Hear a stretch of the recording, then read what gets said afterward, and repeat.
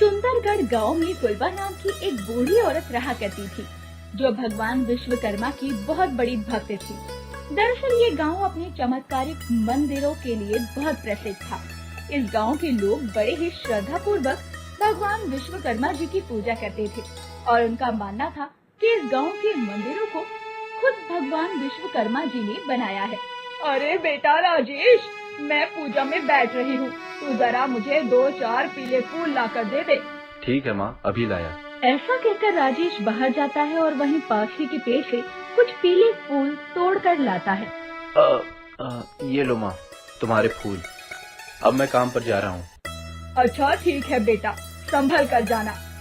फुलवा के पूजा घर में विश्वकर्मा जी की बहुत बड़ी फोटो लगी हुई थी, जहाँ बैठकर फुलवा पूजा पाठ किया करती थी। फुलवा विश्वकर्मा जी की पूजा मग्न होकर किया करती, तभी उसे एक आवाज आती है। राजेश की माँ, सुनती हो? आवाज सुनकर फुलवा बाहर आती है। अरे पुजारी जी, आप आइए, अंदर तो आइए। आज मैं तुम्हारे लिए इतनी बड़ी खुशखबरी लाया हूँ कि तुम खुश हो जाओगी। क्या बात है पुजारी जी, मैं कुछ समझी नहीं। वो उस दिन तुमने राजेश के लिए लड़की देखने की बात कही थी ना? हाँ हाँ, तो मेरी क्या हुई? अरे हमारे राजेश के लिए ऐसा रिश्ता आया है कि तुम्हें विश्वास नहीं होगा। यहीं पास के ही शहर की लड़की है। लड़की वालों को राजेश बहुत पसंद आया है, बस चट मंगनी और पट ब्याह करना चाहते हैं। ये सब सुनकर फुलवा थोड़ी घबरा जाती है। क्या हुआ फुलवा बहन, इतनी बड़ी खुशखबरी सुनकर तुम उदास क्यों हो गई?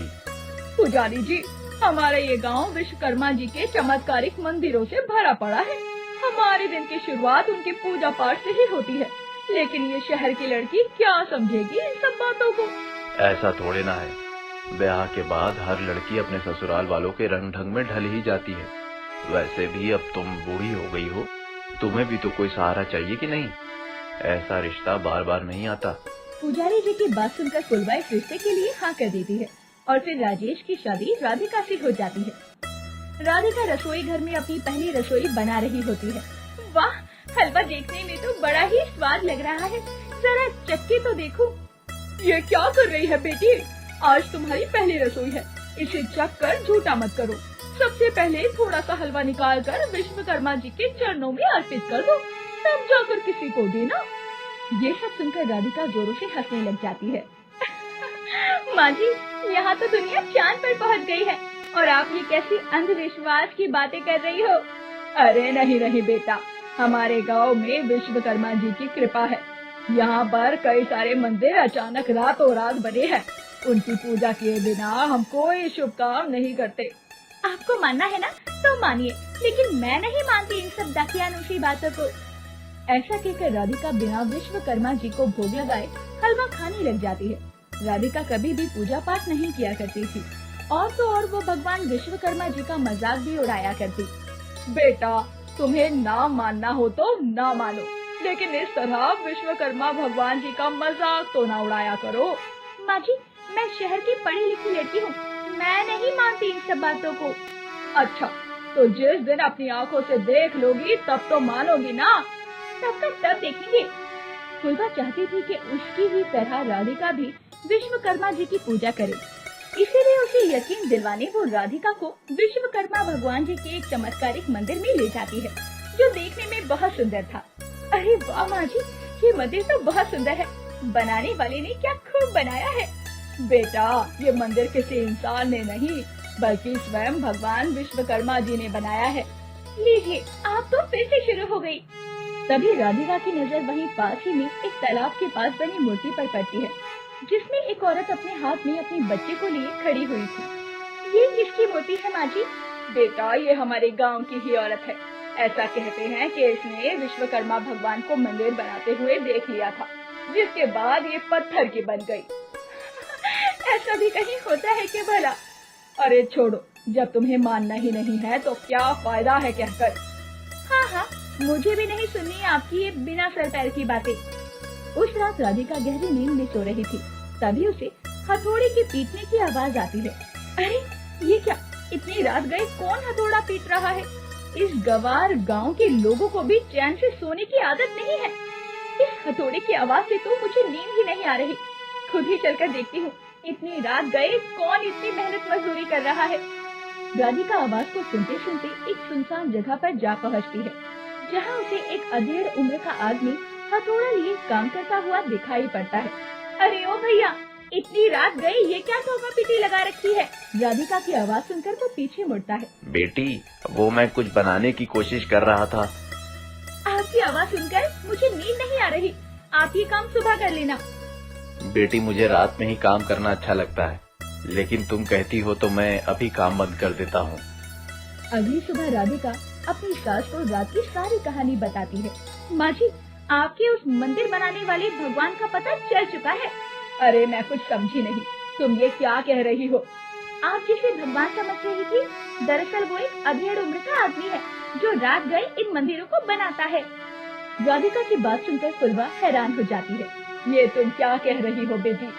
माँ जी, कल रात मुझे किसी के हथौड़े पीटने की आवाज आ रही थी। जब मैंने आवाज का पीछा किया तो एक अधेड़ उम्र का आदमी हाथ में हथौड़ा लिए ठोका पीटी मचा रहा था। विश्वकर्मा जी की जय हो। अरे पगली, वो कोई और नहीं बल्कि स्वयं विश्वकर्मा भगवान थे। इस गांव के सारे चमत्कारिक मंदिर का निर्माण उन्होंने ही तो किया है। क्या माँ जी, भला भगवान भी कहीं बातें करती हैं? अरे नहीं नहीं, ऐसा नहीं है बेटा। इस गांव के सभी लोग उन पर विश्वास करते हैं, लेकिन केवल तुम ही हो जो उन पर विश्वास नहीं करती और उनका मजाक उड़ाती हो ना हो। इसीलिए प्रभु ने स्वयं तुम्हें अपने चमत्कार का संकेत दिया है। अपनी सास की लाख समझाने पर भी राधिका को उसकी बात का विश्वास नहीं होता।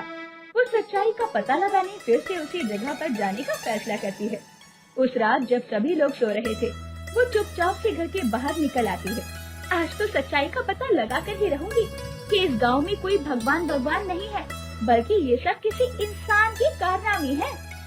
वो जल्दी जल्दी उसी जगह पर पहुंचती है जहां उसने उस आदमी को देखा था, लेकिन इसके बाद राधिका ने जो देखा उसकी आंखें फटी की फटी रह जाती है।